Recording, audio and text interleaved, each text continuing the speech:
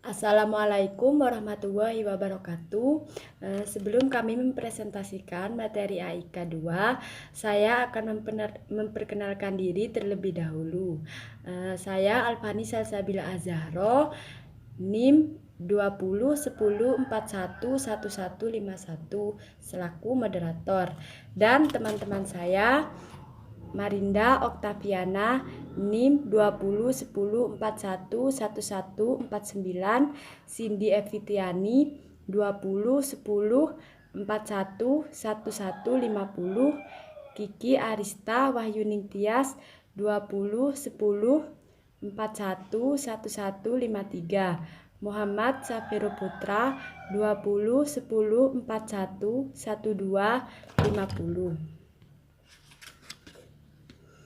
Di sini kami akan mempresentasikan materi AIK 2 yang bertema akhlak dalam berkeluarga. 1. Akhlak suami istri. A. Menjadikan pasangan sebagai pusat perhatian. B. Menempatkan kepribadian sebagai seorang suami atau istri. C. Jangan menabur benih keraguan atau kecurigaan. D. Merasakan tanggung jawab bersama baik suami maupun istri. E. Selalu bermusyawarah atau berdialog, lakukan komunikasi dengan baik, introspeksi masing-masing. F. Menyiapkan diri untuk melakukan peranan sebagai suami atau istri.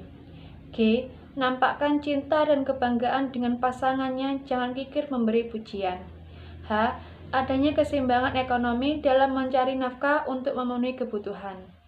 I. Jangan melupakan dengan keluarga besar masing-masing atau orang tua. J. Menjaga hubungan dengan pihak lain. Hak dan kewajiban suami istri dalam Islam. Suami istri hendaknya saling menumbuhkan suasana mawaddah dan warohmah. Surat Al-Rum ayat 21. Hendaknya saling mempercayai dan memahami sifat masing-masing pasangannya. Surat An-Nisa ayat 19 sampai Al-Hujarat ayat 10. Hendaknya menghiasi dengan pergaulan yang harmonis. Surat An-Nisa ayat 19. Hendaknya saling menasihati dalam kebaikan. Akhlak orang tua terhadap anak. Pertama, membantu anak-anak bersikap baik kepadanya. Sikap anak kepada orang tua sangat dipengaruhi oleh sikap orang tua kepada mereka. Jika seorang orang tua sayang kepada anak-anak mereka, tentu akan membalas dengan kebaikan yang sama. Tidak mungkin anak-anak bersikap baik kepada orang tua jika mereka diperlakukan semena-mena. Oleh karena itu, ketika orang tua bersikap baik kepada anak-anaknya, sesungguhnya orang tua telah mendidik dan membantu anak-anaknya menjadi anak yang baik pula. Selanjutnya yang kedua, tidak memaksa anak-anak berbuat baik melebihi batas kemampuannya. Orang tua perlu memahami psikologi perkembangan anak agar anak-anak dapat menjalani kehidupan sesuai dengan fase-fase perkembangannya. Tidak bijak pula bila orang tua memaksakan kehendaknya agar anak selalu menduduki ranking 1 di kelasnya, sementara kemampuannya kurang mendukung. Selanjutnya yang ketiga, tidak memaksa anak-anak saat susah. Sebaiknya orang dewasa, anak-anak juga bisa merasakan susah. Misalnya, karena kehilangan sesuatu yang menjadi kesayangannya seperti binatang kesayangan atau lainnya.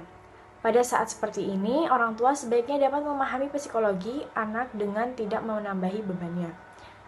Misalnya, orang tua melakukan perintah-perintah yang banyak dan berat sehingga menambah beban anak.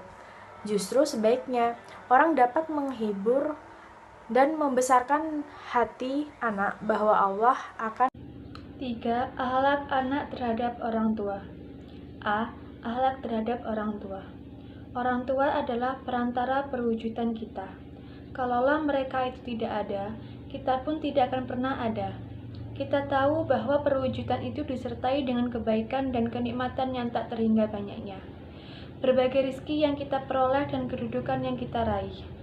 Orang tua seringkali mengerahkan segenap jerih payah mereka untuk menghindarkan bahaya dari diri kita. Mereka bersedia kurang tidur agar kita bisa beristirahat. Mereka memberikan kesenangan-kesenangan kepada kita yang tidak bisa kita raih sendiri. Mereka memikul berbagai penderitaan dan mesti berkorban dalam bentuk yang sulit kita bayangkan. Dengan demikian, menghardik kedua orang tua dan berbuat buruk kepada mereka tidak mungkin terjadi kecuali dari jiwa yang bengis dan kotor, berkurang dosa, dan tidak bisa diharap menjadi baik. Sebab, seandainya seseorang tahu bahwa kebaikan dan petunjuk Allah Subhanahu wa Ta'ala mempunyai peranan yang sangat besar, tentunya siapa tahu pula bagaimana harus berbuat baik kepada orang yang semestinya diperlakukan dengan baik, bersikap mulia terhadap orang yang telah membimbing, berterima kasih kepada orang yang telah memberikan kenikmatan sebelum dia sendiri bisa mendapatkannya, dan yang telah melimpahinya dengan berbagai kebaikan yang tak mungkin bisa dibalas. Orang tua adalah orang yang bersedia berkorban demi anaknya, tanpa memperdulikan apa balasan yang akan diterimanya. Yang pertama, kewajiban kepada ibu. Kalau ibu merawat jasmani dan rohaninya sejak kecil secara langsung, maka bapak pun merawatnya, mencari nafkahnya, membesarkannya, mendidiknya, dan menyekolahkannya. Di samping usaha ibu, kalau mulai mengandung sampai masa muharik atau masa dapat membedakan mana yang baik dan buruk, seorang ibu sangat berperan. Maka setelah mulai memasuki masa belajar, ayah lebih tampak kewajibannya, mendidiknya dan mempertumbuhkannya menjadi dewasa. Namun apabila dibandingkan antara berat tugas ibu dan ayah, mulai mengandung sampai dewasa, dan sebagaimana perasaan ibu dan ayah terhadap putranya, maka secara perbandingannya tidak keliru apabila dikatakan lebih berat tugas ibu dan daripada tugas ayah. Coba bandingkan, banyak sekali yang tidak bisa dilakukan oleh seorang ayah terhadap anaknya yang hanya seorang ibu saja yang dapat mengatasinya, tetapi sebaliknya banyak tugas ayah yang bisa dikerjakan oleh seorang ibu. Barangkali karena demikian inilah maka penghargaan kepada ibunya, walaupun bukan berarti ayahnya tidak dimuliakan, melainkan hendaknya mendahulukan ibu daripada mendahulukan ayahnya dalam cara memuliakan orang tua. Yang kedua, berbuat baik kepada ibu dan ayah, walaupun keduanya zalim. Seorang anak menurut ajaran Islam diwajibkan berbuat baik kepada ibu dan ayahnya dalam keadaan bagaimanapun. Artinya, jangan sampai si anak menyinggung perasaan orang tuanya, walaupun seandainya orang tua berbuat zalim kepada anaknya, dengan melakukan yang tidak semestinya. Maka, jangan sekali-kali si anak berbuat tidak baik atau membalas, mengimbangi ketidakbaikan orang tua kepada anaknya. Allah Subhanahu wa Ta'ala tidak meridhoi sehingga orang tua itu meridhoinya. Menurut ukuran secara umum, si orang tua tidak sampai akan menganiaya kepada anaknya. Kalaulah itu terjadi, penganiayaan orang tua kepada anaknya adalah disebabkan perbuatan si anak itu sendiri yang menyebabkan marah dan penganiayaan orang tua kepada anaknya. Di dalam kasus demikian, seandainya si orang tua marah kepada anaknya dan berbuat aniaya sehingga ia tiada ridho kepada berbuat baik kepada ibu dan ayah yang sudah meninggal dunia. Bagaimana berbuat baik seorang anak kepada ibu dan ayahnya yang sudah tiada? Dalam hal ini menuntut tuntutan ajaran Islam sebagaimana sabda Nabi Muhammad SAW yang diriwayatkan oleh Abu Usaid yang artinya, kami pernah berada pada suatu majelis bersama Nabi.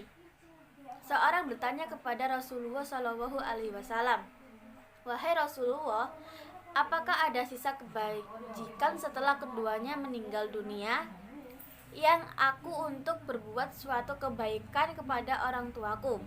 Rasulullah SAW bersabda, "Ya, ada 4 hal: mendoakan dan meminta ampunan untuk keduanya, menepati atau melaksanakan janji keduanya, memuliakan teman-teman kedua orang tua, dan bersilaturahmi yang engkau tiada mendapatkan kasih sayang kecuali karena orang tua."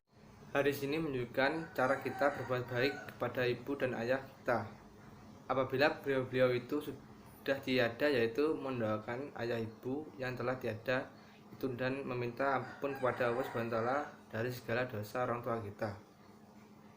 Menempati janji kedua ibu bapak kalau sewaktu hidup orang tua mempunyai janji kepada seorang maka anaknya harus berusaha menepati janji tersebut. Umpamanya beliau akan naik haji yang belum sampai melaksanakannya, maka kewajiban anaknya menunaikan haji orang tua tersebut. Memuliakan teman-teman kedua orang tua. Di waktu hidupnya, ibu atau ayah mempunyai teman akrab. Ibu atau ayah saling tolong-menolong dengan temannya dalam bermasyarakat. Maka untuk berbuat kebajikan kepada kedua orang tua kita yang telah tiada, selain tersebut, di atas kita harus memuliakan teman ayah dan ibu semasa ia masih hidup. Bersilaturahmi kepada orang yang kita mempunyai hubungan karena kedua orang tua, maka terhadap orang yang dipertemukan oleh ayah dan ibu sewaktu masih hidup, maka hal itu termasuk berbuat baik kepada ibu dan bapak kita yang sudah meninggal dunia. Tetapi bagaimana jika kita ingin berbuat baik kepada ibu dan ayah serta patuh terhadapnya? Terkadang perintahnya yang diberikan tidak sesuai dengan ketentuan Islam. Adapun cara menghadapi perintah kedua orang tua yang bertentangan dengan ajaran Islam. Jika suatu saat kamu disuruh berbohong oleh ibu atau ayah, sebaiknya katakan kepada kedua orang tua bahwasanya Allah Subhanahu wa Ta'ala melihat kita. Jangan sekali-kali membantah perintah orang tua dengan nada kesal dan ngotot, sebab tidak akan membuahkan hasil. Akan tetapi hadapi dengan tenang dan penuh keyakinan dan percaya diri. Ayah dan ibu itu manusia biasa yang tak luput dari kesalahan dan kekurangan. Jangan posisikan kedua orang tua seperti Nabi yang tak pernah berbuat salah. Maafkan mereka bila kita anggap cara dan perintah orang tua bertentangan dari hati nurani atau nilai-nilai yang kamu yakini kebenarannya. Mungkin hanya itu presentasi dari kelompok kami. Saya selaku moderator perwakilan dari kelompok 2. Apabila banyak salah kata, saya mohon maaf yang sebesar-besarnya. Apabila ada yang ingin bertanya, bisa melalui grup WhatsApp. Sekian dari kami. Wassalamualaikum warahmatullahi wabarakatuh.